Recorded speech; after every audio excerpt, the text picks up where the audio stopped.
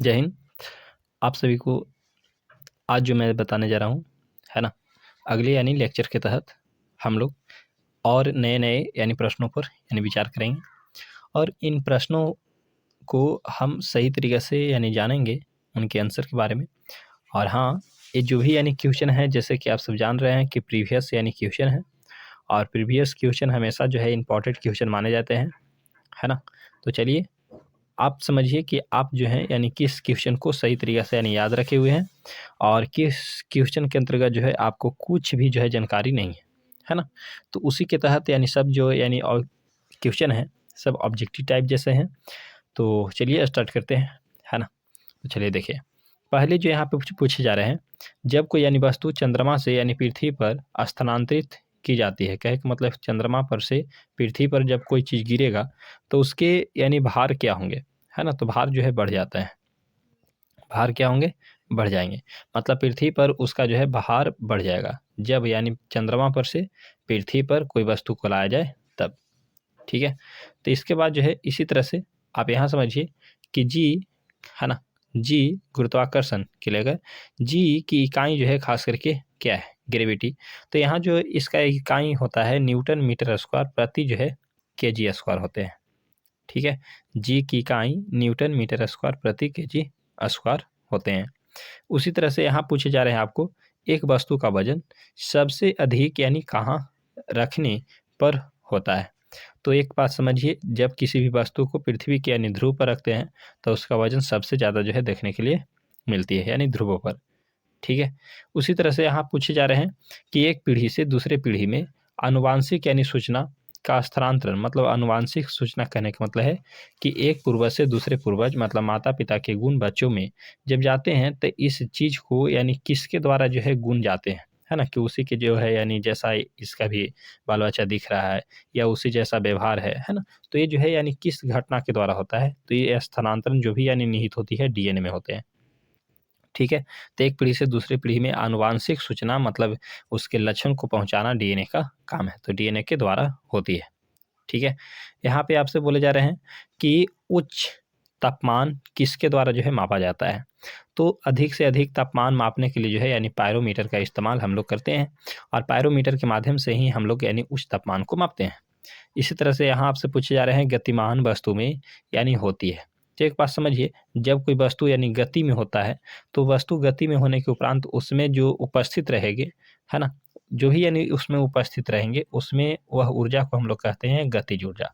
क्या ऊर्जा, गतिज ऊर्जा, ठीक है। तो गतिमान वस्तु में पाए जाते हैं क्या चीज़, तो एक ऊर्जा होती है जिस ऊर्जा को हम लोग कहते हैं गतिज ऊर्जा। उसी तरह से अगर स्थिर है तो उसमें कहेंगे स्थिर ऊर्जा। यहाँ आपसे बोले जा रहे हैं कि सबसे कठोर धातु तत्व है ना। तो सबसे अधिक कठोर जो है यानी जो हमारा तत्व है वो प्लेटिनम को माना गया है और प्लेटिनम ही है जो सबसे कठोर जो है धातु तत्व के रूप में मानते हैं। यहाँ आपसे पूछे जा रहे हैं दूर की वस्तुओं को देखने के लिए, है ना, दूर की वस्तुओं को देखने के लिए किस जो है उपकरण का उपयोग करते हैं। तो जैसा कि आप सब जानते हैं दूरबीन, है ना, एक ऐसा यानी यंत्र जिसके माध्यम से दूर की वस्तुओं को देखने के लिए प्रयोग किए जाते हैं। तो दूरबीन जो है हम लोग यानी दूर की वस्तुओं को देखने के लिए इस दूरबीन के माध्यम से प्रयोग करते हैं। दूरबीन को ही खास करके बाइनोक्यूलर के नाम से जानते हैं, ठीक है। इसी तरह से यहाँ आपसे पूछे जा रहे हैं वायरोमीटर का जो है उपयोग क्यों करते हैं। तो जैसे कि आप सब जानते हैं कि बैरोमीटर जो है इसका हमेशा वायुमंडलीय जो है दाब को मापने के लिए किया जाता है। यहाँ आपसे पूछे जा रहे हैं कि जल का जो है आयतन सबसे यानी कम होता है। तो जल का जो आयतन होते हैं निम्न से निम्न यानी 4 डिग्री सेल्सियस तापक्रम पर होते हैं, ठीक है। इस तरह से यहाँ आपसे पूछे जा रहे हैं न्यूटन की गति का कौन सा नियम जड़त्व के व्याख्या करता है। तो जैसे कि न्यूटन के गति के नियम की व्याख्या जड़त्व के नियम से व्याख्या करती है प्रथम गति के नियम, ठीक है। यहाँ आपसे पूछे जा रहे हैं कि अल्फांसो है ना। अल्फांसो क्या है, तो अल्फांसो जो है आम का एक प्रकार है ना। आम के प्रकार में जो है उस आम को अल्फांसो के नाम से जानते हैं, ठीक है। उसी तरह से यहाँ से आपसे पूछे जा रहे हैं कि गति के नियमों की खोज किसने किए थे, है ना। तो गुरुत्वाकर्षण की खोज किसने किए थे, न्यूटन ने। तो न्यूटन ने ही गति के नियम की व्याख्या भी की है, ठीक है। यहाँ आपसे पूछे जा रहे हैं क्या कि सबसे हल्की धातु कौन सी होती है? सबसे हल्की धातु कौन सी होती है? तो जो है लिथियम है। क्या है? लिथियम। इसी तरह से आपसे यहाँ पूछे जा रहे हैं कि पौधों जो होते हैं, पौधे का कौन सा अवयव यानी प्रश्वसन कार्य करता है? तो जो है पत्ती। पत्ती के माध्यम से जो है खास करके उसके श्वसन की क्रिया भी और प्रकाश संश्लेषण की क्रिया भी होती है। आपसे यहाँ बोले जा रहे हैं कि छोटे बच्चों में ऐंठन मरोड़ है ना, एक बीमारी होती है ऐंठन मरोड़, जिसके कारण उसे विकास सही नहीं होता है। तो छोटे बच्चों में ऐंठन मरोड़ होने के कारण जो है कौन सी कमी की वजह से होती है? तो विटामिन जो है B6। ठीक है। यहाँ आपसे बोले जा रहे हैं कि पोर्टलैंड सीमेंट के प्रमुख यानी संगठकों में शामिल है क्या? तो पोर्टलैंड के सीमेंट में जो है खास करके जो भी संगठक हैं उसमें लाइम है, सिलिका है और एल्यूमिनियम है ना। तो इन तीनों के जो है प्रमुख यानी उसमें विद्यमान होते हैं लाइम, सिलिका और एल्यूमिना। इसी तरह से यहाँ पूछे जा रहे हैं आपको कि इंसुलिन स्रावित होती है ना। तो इंसुलिन जो स्रावित होती है पैंक्रियाज में होता है। किसमें? पैंक्रियाज में। तो इस तरीके से आप बताइए कि इंसुलिन की कमी से कौन सी रोग होती है? तो आप कह सकते हैं कि मधुमेह रोग, है ना। जैसे कि आपको याद होगा तो उस तरीके से जान रहे होंगे, और ना तो कम से कम जानते रहिए।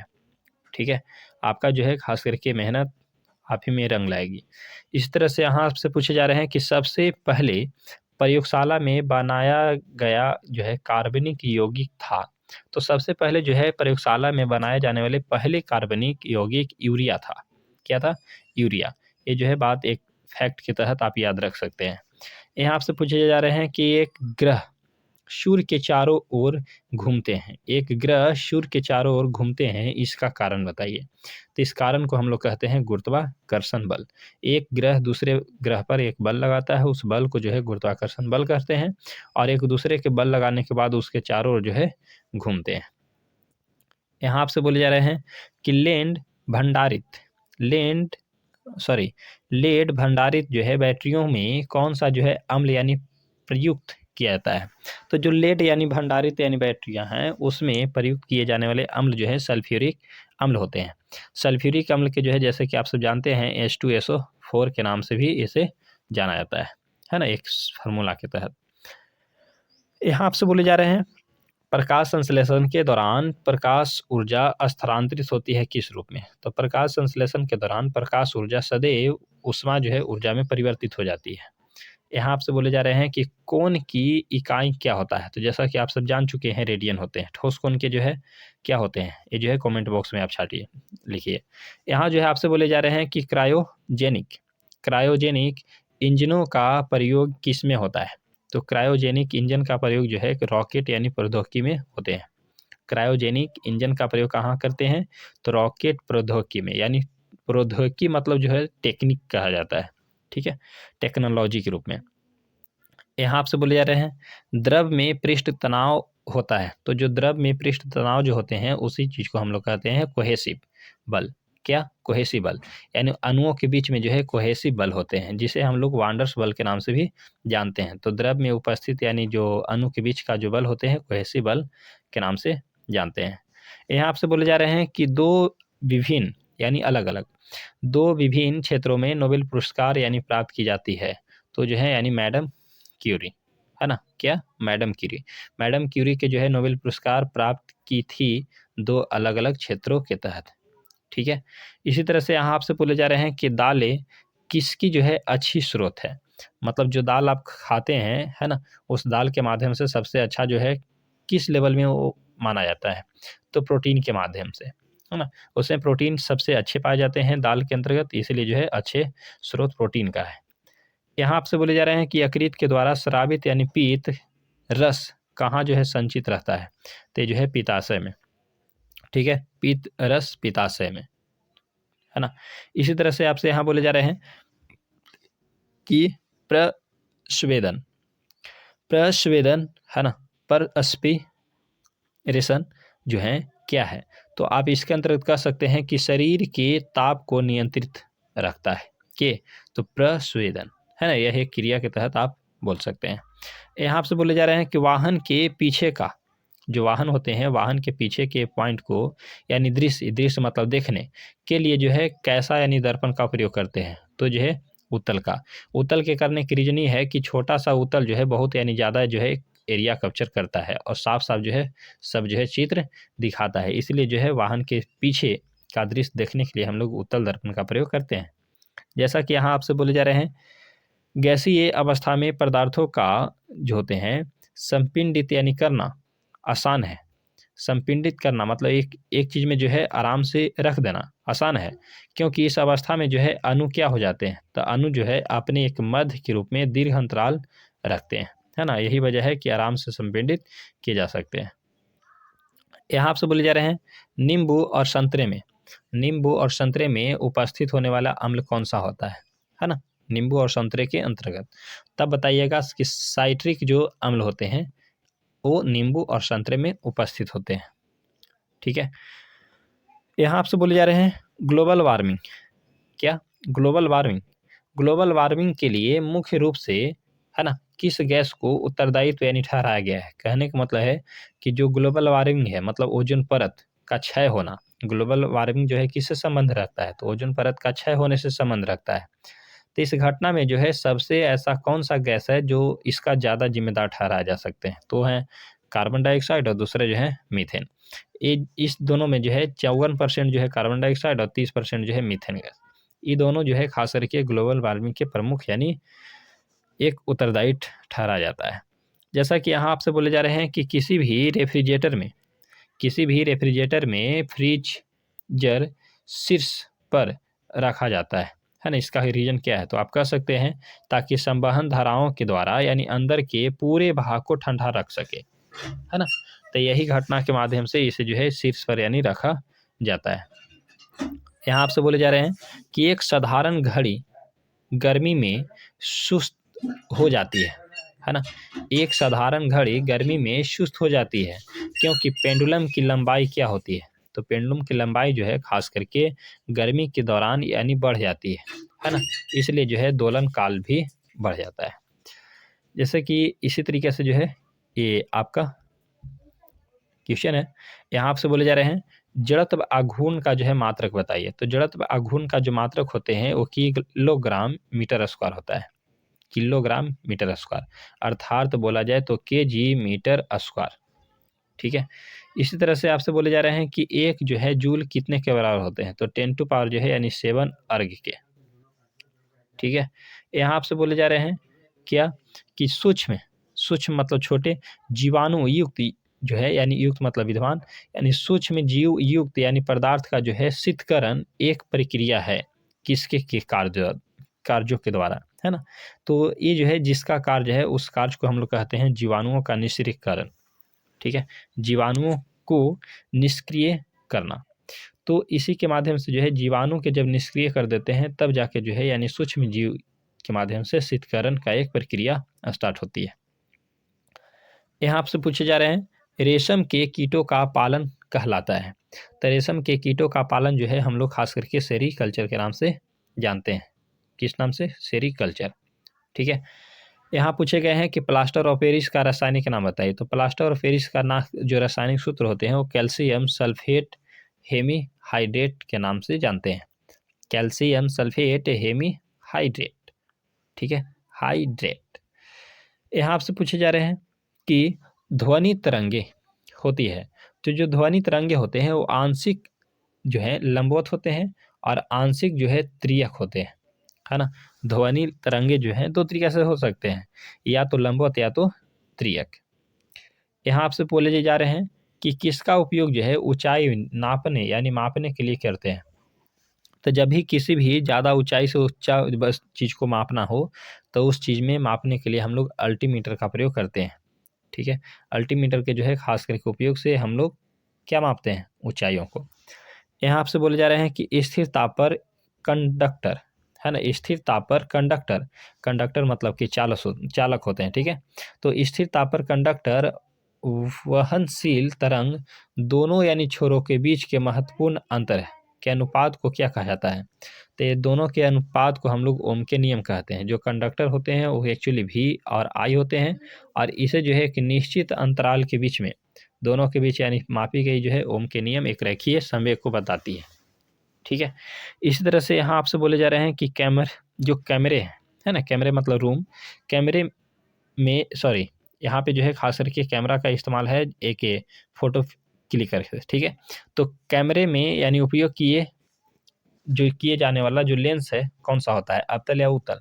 तो कहिएगा उत्तल। क्या है? उत्तल। तो उसी तरीके से बताइए कि मानव के अंतर्गत जो है नेत्र में क्या होता है? तो मानव के नेत्र के अंतर्गत जो है उत्तल लेंस ही होते हैं, ठीक है। इसी तरह से यहाँ आपसे पूछे जा रहे हैं कि एक स्वतंत्र रूप में लटका हुआ चुंबक सदा स्थिर होता है किस दिशा में? तो जब स्वतंत्र रूप से लटका हुआ चुंबक यानी सदैव स्थिर होते हैं, वो खास करके उत्तर और दक्षिणी दिशा में। उत्तर और दक्षिणी को हम लोग नॉर्थ और साउथ के नाम से भी जानते हैं, यानी NS। इसी तरह से यहाँ बोले जा रहे हैं कि एक लोलक की लंबाई 4 गुनी कर दिया जाए, एक लोलक की लंबाई 4 गुनी कर दिया जाए तो लोलक झूलने का समय क्या होगा? तो जैसा कि आप जान रहे हैं 4 गुनी के उपरांत उसके आधा जो है यानी 2 गुने जो है समय हो जाएगा। यहाँ आपसे बोले जा रहे हैं कि एक वस्तु को कहाँ रखा जाए, है ना? एक वस्तु को कहाँ यानी रखा जाए ताकि उसकी एक मूल तथा आभासी स्थिति जो है उत्तलोकर लेंस द्वारा एक समान आकार में पाई जा सकती है। तो जब फोकस दूरी के दुगनी लंबाई पर अगर रखते हैं तो उसके समान के आकार के पाए जाएंगे, ठीक है। इसी तरह से यहाँ आपसे पूछे जा रहे हैं ऊंचाई पर खाना देर से बनता है, इसका रीजन क्या है, क्यों बनता है? तो आप कहिए कि यानी ऊंचाई पर जाने के बाद जो है वहाँ वायुमंडलीय दाब घट जाते हैं, जबकि वायुमंडलीय दाब जब घटते हैं तो क्वथनांक भी कम हो जाता है और क्वथनांक कम होने की वजह से जो है कोई भी चीज़ यानी जल्दी जो है यानी बन नहीं पाता है, ठीक है।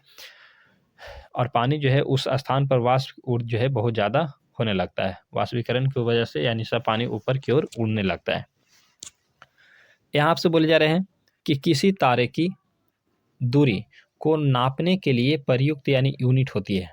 तो किसी तारे की अगर हम दूरी मापना चाह रहे हैं तो उसके लिए जो यूनिट किया जाता है प्रकाश वर्ष में, मतलब कि ग्रहों के अंतर्गत या फिर सौर मंडल के अंतर्गत जो भी यानी हमारा ये ब्रह्मांड है, ब्रह्मांड की उपस्थिति में जो भी यानी एक तारा दूसरे तारा के बीच में अगर हम उसके दूरी मापते हैं या ग्रहों के बीच में, तो उसके लिए हम लोग प्रकाश वर्ष का इस्तेमाल करते हैं, ठीक है। तो इसी तरह से जो है यहाँ आपके पास 2 क्वेश्चन और बचे हुए हैं। जैसे कि यहाँ कुछ आपसे बोले जा रहे हैं कि धातु किस प्रक्रिया द्वारा जो है गर्म होता है? तो धातु जब भी यानी गर्म होते हैं तो उस क्रिया को हम लोग कहते हैं चालन। चालन और एक्चुअली कहा जाए कंडक्शन को, ठीक है। इसी तरह से यहाँ पूछे जा रहे हैं आपको से कि आपेक्षिक घनत्व यानी मापने के लिए अर्थात एक घनत्व मापने के लिए उस यंत्र का प्रयोग करते हैं। उस यंत्र मतलब किस यंत्र का? तो बताइए हाइड्रोमीटर का। हाइड्रोमीटर के माध्यम से जो है घनत्व को मापा जाता है। इसी तरह से जो है फिर यानी हम लोग आगे चलेंगे, ठीक है। जय हिंद।